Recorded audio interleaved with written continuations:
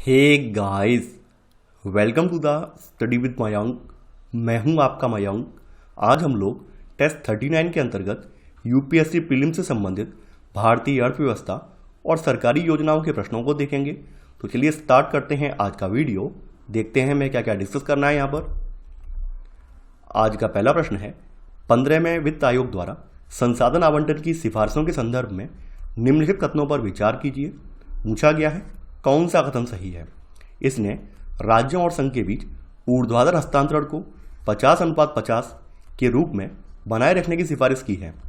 संसाधनों के क्षैतिज हस्तांतरण हेतु मानदंड आय दूरी का अधिकतम भार है।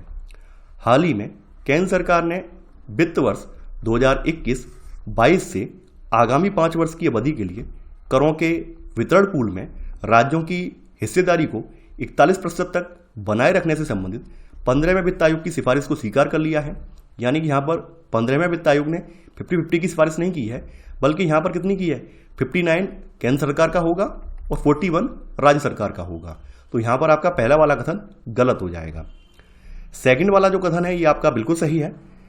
संसाधनों के क्षैतिज हस्तांतरण हेतु जो मानदंड आय दूरी का जो है ये अधिकतम भार है। यानी आय दूरी का जो भार रखा गया है वो 45% रखा गया, यानी आय के अंतर का 45% रखा गया है। यानी 45% यहाँ पर आय के अंतर का रखा गया है। यानी राज्यों के बीच जो कर राजस्व के विभाजन के लिए आयोग ने सूत्र प्रस्तुत किया है उसके मुताबिक राजस्व हिस्सेदारी का निर्धारण करते समय जनसांख्यिकी प्रदर्शन को 12.5% और आय के अंतर को 45%, जनसंख्या और क्षेत्रफल के लिए 15%, वन और पारिस्थितिकी के लिए 10% और कर और राजकोषीय प्रयासों के लिए 2.5% भार दिया जाएगा। यानी यहाँ पर कितना रखा गया है, आय दूरी का 45% रखा गया है। तो यहाँ पर आपका केवल सेकंड वाला कथन सही है। तो आपका सही आंसर है पहले का बी, केवल सेकंड। दूसरा प्रश्न है आपका, प्राथमिकता क्षेत्र ऋण पीएसएल के संदर्भ में निम्नलिखित कथनों पर विचार कीजिए। पूछा गया है कौन सा कथन सही है।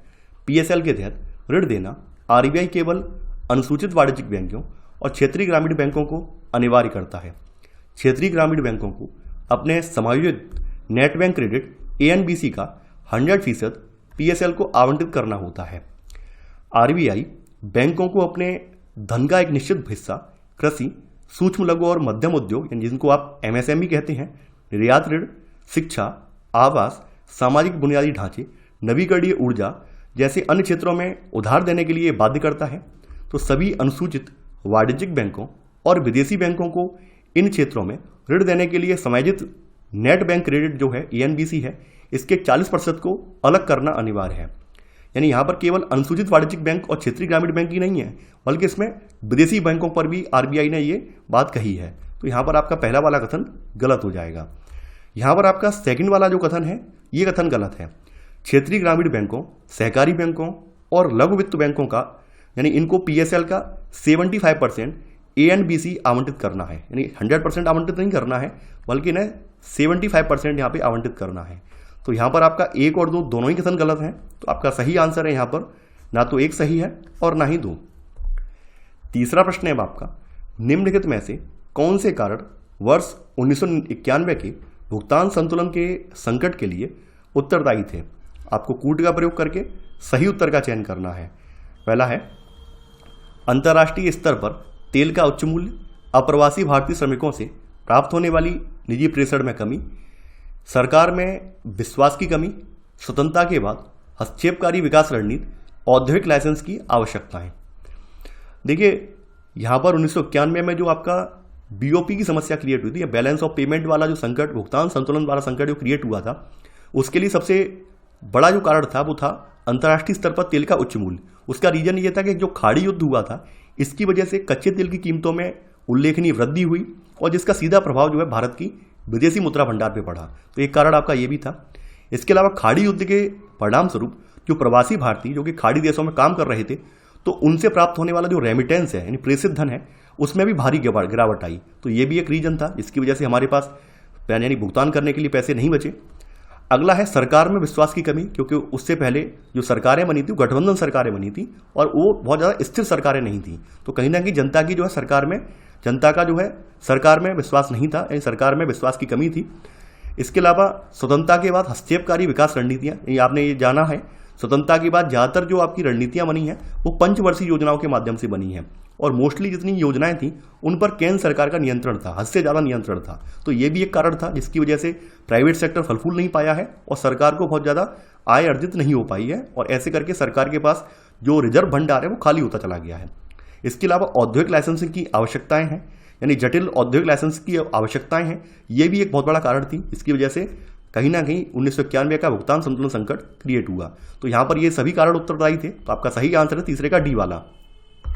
चौथा प्रश्न है आपका, न्यूनतम वैकल्पिक कर मैट के संदर्भ में निम्नलिखित कथनों पर विचार कीजिए। पूछा गया है कौन सा कथन सही है। शून्य कर भुगतान करने वाली कंपनियों की संख्या में वृद्धि के कारण न्यूनतम वैकल्पिक कर की शुरुआत की गई थी। भारत में केवल घरेलू कंपनियां ही मैट के प्रावधानों के अंतर्गत आती हैं। देखिए, शून्य कर भुगतान करने वाली कंपनियों की संख्या में वृद्धि के कारण वित्त अधिनियम 1987 द्वारा मूल्यांकन वर्ष 1988-89 के प्रभाव से न्यूनतम वैकल्पिक कर की शुरुआत की गई। बाद में इसे वित्त अधिनियम 1990 द्वारा वापस ले लिया गया था और फिर वित्त अधिनियम 1996 द्वारा इसे पुनः प्रस्तुत किया गया। तो यहां पर आपका पहला वाला कथन बिल्कुल सही है कि शून्य कर भुगतान करने वाली कंपनियों की संख्या में वृद्धि के कारण न्यूनतम वैकल्पिक कर की शुरुआत की गई थी। सेकंड वाला जो कथन है ये आपका सही नहीं है। देखिए, यहां पे बोला गया भारत में केवल घरेलू कंपनियां ही मैट के प्रावधानों के अंतर्गत आती हैं, ये गलत है। भारत में सभी कंपनियां, चाहे वह घरेलू हों या विदेशी हों, वो मैट के प्रावधानों के अंतर्गत आती हैं। तो आपका सेकंड वाला जो कथन है ये आपका जो है गलत हो जाएगा। तो यहां पर आपका केवल पहला वाला कथन सही है। तो आपका सही आंसर है चौथे का ए, केवल एक। पांचवा प्रश्न है आपका, भारत में मुद्रा के मूल्यह्रास के प्रभाव के संदर्भ में निम्नलिखित कथनों पर विचार कीजिए। पूछा गया है कौन सा कथन यहां पर सही है, आपको बताना है। किसी देश की निर्यात में वृद्धि, भारत की यात्रा करना महंगा हो जाता है, अनिवासी भारतीयों ने एनआरआई से प्रेषण प्राप्त करने वाले लोगों को लाभ। देखिए, यहां पर आपका पहला वाला कथन बिल्कुल सही है। मुद्रा के मूल्यह्रास के कारण किसी देश की निर्यात गतिविधि बढ़ जाती है क्योंकि उसके उत्पाद और सेवाएं तुलनात्मक रूप से सस्ते हो जाते हैं। सेकंड वाला जो है ये गलत हो जाएगा, क्योंकि यहां पर भारत की मुद्रा में मूल्यह्रास होगा तो विदेशी पर्यटकों को मुद्रा के मूल्यह्रास का लाभ मिल सकता है, क्योंकि इससे भारत की यात्रा जो है वो सस्ती हो जाएगी, ना कि महंगी। यानी ये महंगी नहीं होगी बल्कि सस्ती हो जाएगी। तीसरा वाला जो है ये भी सही है, अनिवासी भारतीयों से प्रेषण प्राप्त करने वाले लोगों को लाभ प्राप्त होगा, क्योंकि उन्हें मान लेते हैं $1 की कीमत जो है ये 200 रुपये के बराबर हो गई। ठीक है, $1 की कीमत 200 रुपये के बराबर होगी। अब मान लीजिए कोई किसी परिवार का कोई बच्चा जो है वो यूएसए में वर्क कर रहा है, अब वो वहां से $100 भेजता है। ठीक है, तो $100 का मतलब क्या हो गया, आप इसको मल्टीप्लाई कर दीजिए, ये लगभग बन गया कितना, 20,000 रुपये बन गया। यानी इसको तो प्राप्त होगा, यानी इसको तो लाभ मिल रहा है भाई। अनिवासी भारतीयों से जो प्रेषण प्राप्त करने वाले लोग हैं उनको तो लाभ हो रहा है, उनको तो अच्छी खासी पूंजी प्राप्त हो रही है। तो यहां पर आपका केवल 1 और 3 कथन सही है। तो आपका सही आंसर है पांचवें का सी, केवल 1 और 3। छठवां प्रश्न है आपका, कॉर्पोरेट सोशल रिस्पॉन्सिबिलिटी के संदर्भ में निम्नलिखित कथनों पर विचार कीजिए। पूछा गया है कौन सा कथन सही है। सीएसआर की अवधारणा कॉर्पोरेट सोशल रिस्पॉन्सिबिलिटी अधिनियम 2013 द्वारा शासित है। सीएसआर प्रावधान 1000 करोड़ रुपए के वार्षिक कारोबार वाली कंपनियों पर लागू होते हैं। कॉर्पोरेट सोशल रिस्पॉन्सिबिलिटी को एक प्रबंधन अवधारणा के रूप में परिभाषित किया जाता है, जिसके तहत कंपनियां अपने व्यापारिक भागीदारों के साथ सामाजिक और पर्यावरण संबंधी चिंताओं को उनके हितधारकों के साथ एकीकृत करती हैं। भारत में सीएसआर की अवधारणा कंपनी एक्ट 2013 के तहत ये लाई गई है। यानी ये जो अवधारणा है इसके लिए कंपनी एक्ट जो है 2013 ये बना हुआ है और इसके द्वारा ये शासित और नियंत्रित है, ना कि आपके कॉर्पोरेट सोशल रिस्पॉन्सिबिलिटी अधिनियम के द्वारा। यानी ऐसा कोई अधिनियम लाया ही नहीं गया है। तो यहाँ पर आपका पहला वाला जो है गलत हो जाएगा। सेकंड वाला जो है ये बिल्कुल सही है। सीएसआर का प्रावधान उन कंपनियों पर लागू होता है जिनका निवल मूल्य 500 करोड़ रुपए से अधिक है, या कुल कारोबार 1000 करोड़ रुपए से अधिक है, या फिर जो शुद्ध लाभ है, नेट प्रॉफिट है, वो 5 करोड़ रुपए से अधिक है। तो यहां पर आपका सेकंड वाला कथन सही है। तो आपका सही आंसर है यहां पर छठवें का बी, केवल सेकंड। सातवां प्रश्न है आपका, संपत्ति पुनर्निर्माण कंपनी यानी असेट रिकंस्ट्रक्शन कंपनी एआरसी के संदर्भ में निम्नलिखित कथनों पर विचार कीजिए। पूछा गया है कौन सा कथन यहां पर सही है। पहला है, यह एक विशेष वित्तीय संस्थान है जो बैंकों और वित्तीय संस्थानों से गैर निष्पादित संपत्ति यानी एनपीएस खरीदता है सरफेसी अधिनियम 2002 भारत में एआरसी की स्थापना को एक कानूनी आधार प्रदान करता है। एआरसी को सरकार से इक्विटी योगदान के साथ स्थापित करने का प्रस्ताव किया गया है। देखिए, आपका पहला वाला कथन बिल्कुल सही है। यह एक विशेष वित्तीय संस्थान है जो बैंकों और वित्तीय संस्थानों से नॉन परफॉर्मिंग असेट्स यानी एनपीएस खरीदता है ताकि वे अपनी बैलेंस शीट को बेहतर बना सकें। तो आपका पहला वाला कथन सही है। सेकंड वाला कथन यहाँ पर यह भी सही है। सरफेसी अधिनियम 2002 है, तो ये भारत में एआरसी की स्थापना के लिए कानूनी आधार ये प्रदान करता है। तो यहाँ पर आपका सेकंड वाला भी सही है। तीसरा वाला कथन जो है ये सही नहीं है।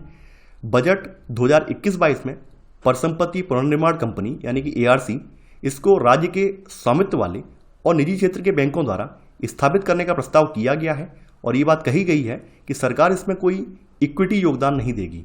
यानी यहाँ पर लिखा हुआ सरकार से इक्विटी योगदान के साथ इसे स्थापित करने का प्रस्ताव है, ये गलत है। तो यहाँ पर आपका केवल 1 और 2 कथन सही है। तो आपका सही आंसर है 7वें का सी, केवल 1 और 2। 8वां प्रश्न है आपका, निम्नलिखित कथनों पर विचार कीजिए। यह आरबीआई की केंद्रीकृत भुगतान प्रणाली है। इस प्रणाली में एक विशेष समय तक प्राप्त लेन देन को विभिन्न बैचों के में किया जाता है। इसके माध्यम से फंड ट्रांसफर की कोई सीमा नहीं है। उपर्युक्त कथन सबसे उपयुक्त रूप से निम्नलिखित में से किस भुगतान प्रणाली का वर्णन करते हैं? National electronic fund transfer system, real time gross settlement system, cheque truncation system, express cheque clearing system. देखिए, यहाँ पर national electronic fund transfer system की बात हो रही है, जिसको आप शॉर्ट में नेफ्ट के रूप में जानते हैं। तो नेफ्ट जो है ये आरबीआई के केंद्रीकृत भुगतान प्रणाली का एक अंग है और यह एक इलेक्ट्रॉनिक फंड ट्रांसफर सिस्टम है जिसमें एक विशेष समय तक प्राप्त लेन देन को बैचों में किया जाता है और नेफ्ट के माध्यम से फंड ट्रांसफर के लिए आरबीआई द्वारा कोई सीमा निर्धारित नहीं की गई है। तो यहां पर आपका सही आंसर है 8वें का ए वाला। 9वां प्रश्न है आपका, नकारात्मक दर नीति के संदर्भ में निम्नलिखित कथनों पर विचार कीजिए। पूछा गया है कौन सा कथन सही है?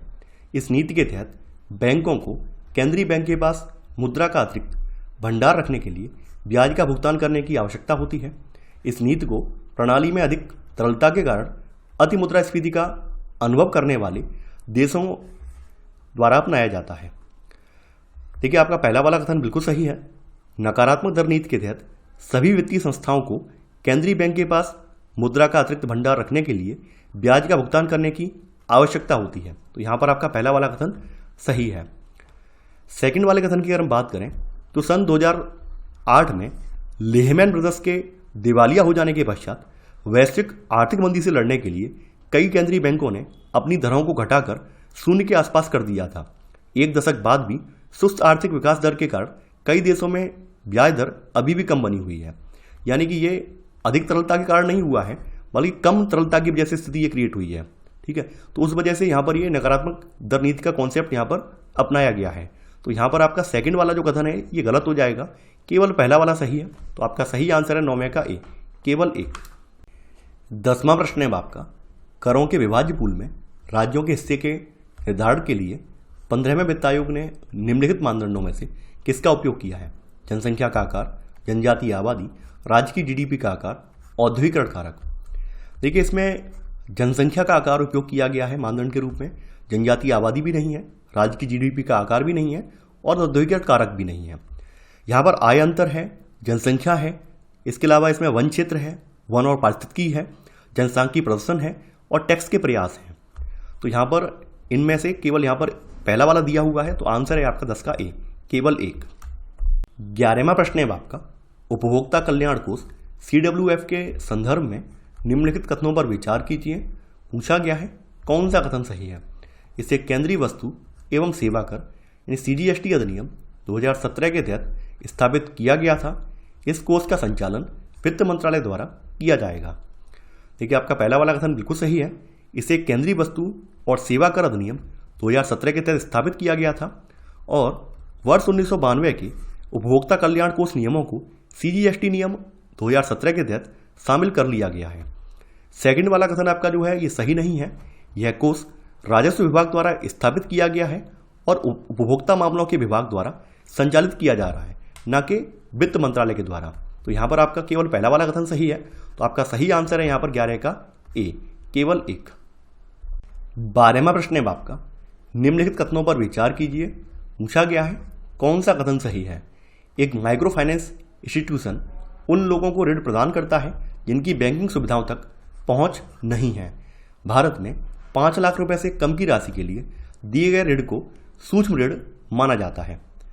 माइक्रो फाइनेंस इंस्टीट्यूशन एक ऐसे संगठन होते हैं जो कम आय वाली आबादी को वित्तीय सेवाएं प्रदान करते हैं। यानी एक माइक्रो फाइनेंस इंस्टीट्यूशन उन लोगों को ऋण प्रदान करता है जिनकी बैंकिंग सुविधाओं तक पहुंच नहीं होती है। तो यहां पर आपका पहला वाला कथन सही है। सेकंड वाला जो कथन है ये गलत है। छोटे ऋण की परिभाषा देशों के बीच भिन्न भिन्न होती है।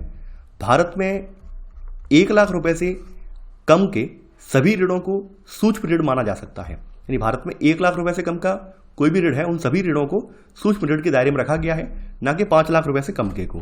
तो यहां पर आपका केवल पहला वाला कथन सही है, तो यहां पर आपका सही आंसर है 12 का ए, केवल एक। 13वां प्रश्न है आपका, एक्सचेंज ट्रेडेड फंड ETF के बारे में निम्नलिखित कथनों पर विचार कीजिए। पूछा गया है कौन सा कथन यहां पर सही है, ये आपको बताना है। पहला है ETF का स्टॉक की तरह ही स्टॉक एक्सचेंज में कारोबार होता है। अगला है यहां पर भारत बॉन्ड ETF बॉन्ड की मांग में वृद्धि करेगा तथा ऋणी व्यक्तियों यानी सरकारी संगठनों के लिए ऋण लेने की लागत को कम करेगा। देखिए यहां पर आपका पहला वाला कथन बिल्कुल सही है। एक्सचेंज ट्रेडेड फंड प्रतिभूतियों का एक समूह है जिसका स्टॉक के समान एक्सचेंज पर व्यापार किया जाता है। यहां पर आपका सेकंड वाला कथन भी सही है। भारत बॉन्ड ETF खुदरा और धनी व्यक्तियों की भागीदारी के माध्यम से एक व्यापक निवेश आधार सुनिश्चित करेगा। इससे बॉन्ड की मांग में वृद्धि होगी। इस प्रकार ऋणकर्ताओं यानी सरकारी संगठनों के लिए ऋण की लागत कम होगी। तो यहां पर आपका 1 और 2 दोनों ही सही है, तो आपका सही आंसर है 13 का सी, यानी 1 और 2 दोनों। 14वां प्रश्न है आपका, निम्नलिखित में से कौन सरकारी प्रतिभूतियों के संदर्भ में सही है। आपको कूट का प्रयोग करके सही उत्तर का चयन करना है। सरकारी प्रतिभूतियां केवल केंद्र सरकार द्वारा जारी की जा सकती हैं। केंद्र सरकार ट्रेजरी बिल और बॉन्ड दोनों जारी कर सकती हैं। राज्य सरकारें केवल बॉन्ड जारी कर सकती हैं। सरकारी प्रतिभूतियां जोखिम मुक्त सुरक्षित उपकरण हैं। देखिए हाल ही में भारतीय रिजर्व बैंक ने खुदरा निवेशकों को इन रिटेल इन्वेस्टर को केंद्रीय बैंक के साथ गिल्ट खाते खोलने की अनुमति देने का प्रस्ताव किया है ताकि वे सीधे और बिचौलियों की मदद के बिना सरकारी प्रतिभूतियों में निवेश कर सकें। यहाँ पर आपका पहला वाला कथन सही नहीं है। सरकारी प्रतिभूतियाँ केंद्र सरकार या राज्य सरकारों द्वारा जारी एक व्यापार योग्य साधन है। यहाँ पर लिखा हुआ केवल केंद्र सरकार द्वारा नहीं, यहाँ पे केंद्र सरकार और राज्य सरकार दोनों के द्वारा ये जारी एक व्यापार साधन है। तो यहाँ पर आपका पहला वाला कथन गलत हो जाएगा। सेकंड वाला कथन यहाँ पर बिल्कुल सही है। भारत में केंद्र सरकार ट्रेजरी बिल और बॉन्ड या दिनांकित प्रतिभूतियां दोनों जारी करती है, जबकि राज्य सरकारें केवल बॉन्ड या दिनांकित प्रतिभूतियां जारी करती हैं जिन्हें राज्य विकास ऋण कहा जाता है। तो यहाँ पर आपका सेकंड वाला कथन यहाँ पर सही है। तीसरा वाला कथन जो है ये आपका सही है। सरकारी प्रतिभूतियों में व्यवहारिक रूप से डिफॉल्ट होने का कोई जोखिम नहीं होता है और इसलिए उन्हें जोखिम मुक्त सुरक्षित उपकरण यानी गिल्ट एज इंस्ट्रूमेंट कहा जाता है। तो यहाँ पर आपका तीसरा वाला कथन भी सही है।